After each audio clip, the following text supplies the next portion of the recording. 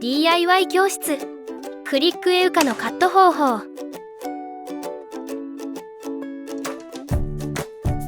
はめ込むだけで施工できるクリック絵床はカットも簡単な DIY 向けの床材です。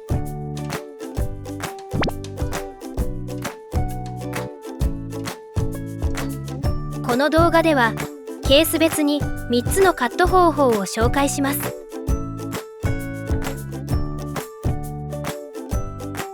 ケース1、短手方向のカット。まずはじめはカットラインに沿ってカッターで軽く筋を入れます。徐々に強くしながら筋をなぞって 2,3 回カッターの刃を通します。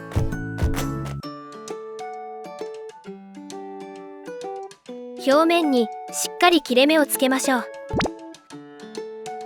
この切れ目に沿って山折りに曲げるとパキッと折ることができます。この時膝の上で行うと折りやすくなります。裏面のパッドがつながっているのでカッターで切り離しましょう。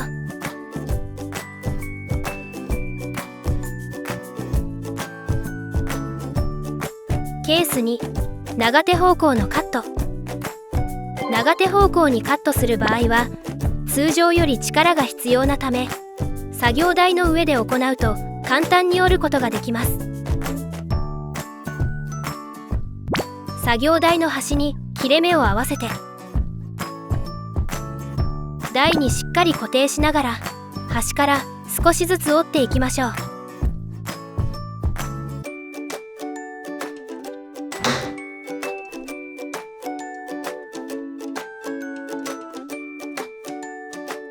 作業台を使って折る方法は幅が狭い短手方向のカットにも有効です。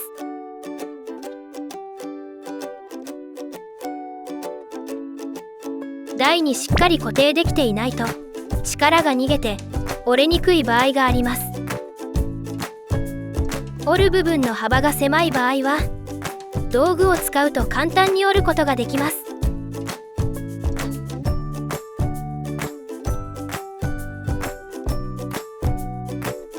ケース3、凹凸のカット。壁際の形に合わせたカットラインを引きます。L 字にカットする場合、一辺をノコギリで切った後、もう一辺はカッターで切れ目を入れます。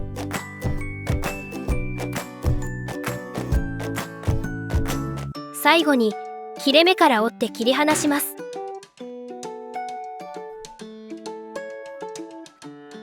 この字にカットする場合は2辺をノコギリで切った後残り1辺に切れ目を入れます。細かい部分はペンチで折りましょう。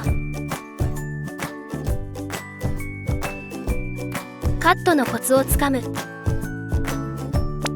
はじめは少し硬いと感じるかもしれませんがコツをつかむとスムーズに施工できるようになります。クリック絵床同士ははめ込んでつなぎ壁際を簡単にカットして敷いていきましょう。